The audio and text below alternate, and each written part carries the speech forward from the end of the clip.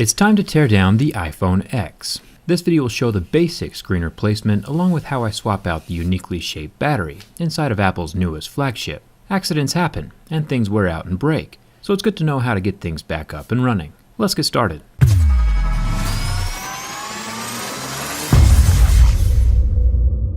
Getting into this phone is pretty similar to the iPhone 7 and iPhone 8, but it does get a bit easier once you are inside. The same familiar two pentalobe screws are at the bottom of the phone. I'll have a little toolkit linked in the video description for you, along with all the parts needed to complete these replacements.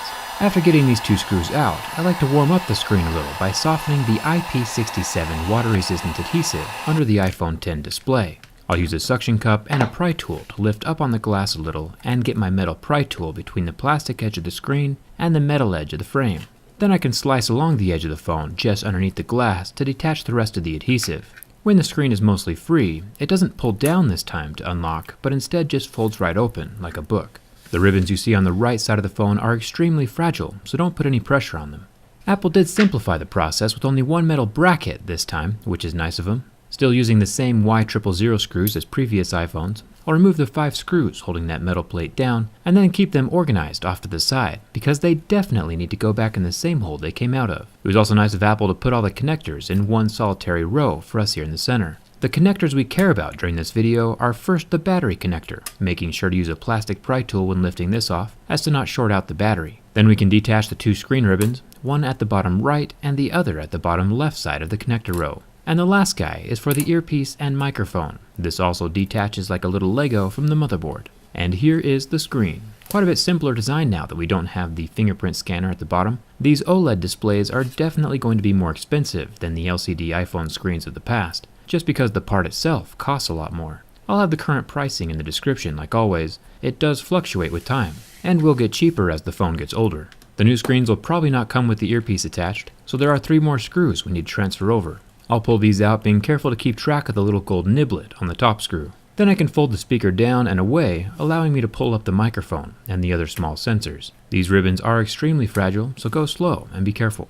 Now that I have the speaker out, it really does depend on how the new screens ship, but you might also need to transfer over some of the clear plastics, but that's not too big of a deal.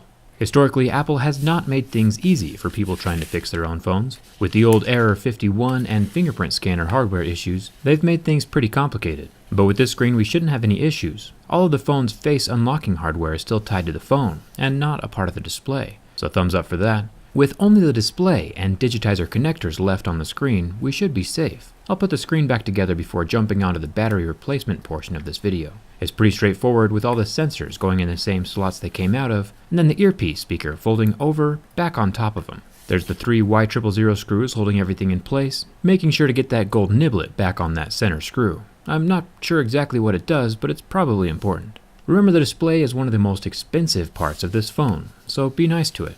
Now let's take a shot at removing the oddly shaped battery. Since the screen is already off and the battery disconnected, I'll grab the first magical pull tab at the top of the battery and slowly pull it out from underneath. These are very fragile, so go slow. Plus, that sound is delicious. At the bottom of the battery, there are 3 more stubby pull tabs. These are hard to get at, but if you have a pair of wide-tip tweezers, that would be ideal. With my needle tips, I'll just grab the edge and then pull it out as best I can with my fingers. If you do fail at pulling out the magical pull tabs, you'll have to commence the pry of shame. Another trick that might help out is to grab the tweezers and twist the pull tab around the tip of the tweezers to get a better grip. And now the battery is out. This is the most unique battery I've ever seen inside of a cell phone. Kind of interesting design choice. Hopefully the replacements aren't too expensive. Like always, I'll have them linked in the video description. Below the battery, we can see the wireless charging and the metal frame of the phone. If you're replacing your own battery, you'll want to use some double-sided tape to keep things from jiggling around. Personally, I'm going to be opening this phone up more in the future, so I'm skipping my adhesive for now. With the battery in place and the 3 ribbons coming from the screen all reattached to that center connector bridge, I can finally plug in the battery. It goes in last, just to be safe. I'll test the phone out before adding that metal plate just to make sure everything is working. If there are lines going through your display or it's gray or nothing shows up, it might just be a bad connection. Reseat those little Lego connectors and try again.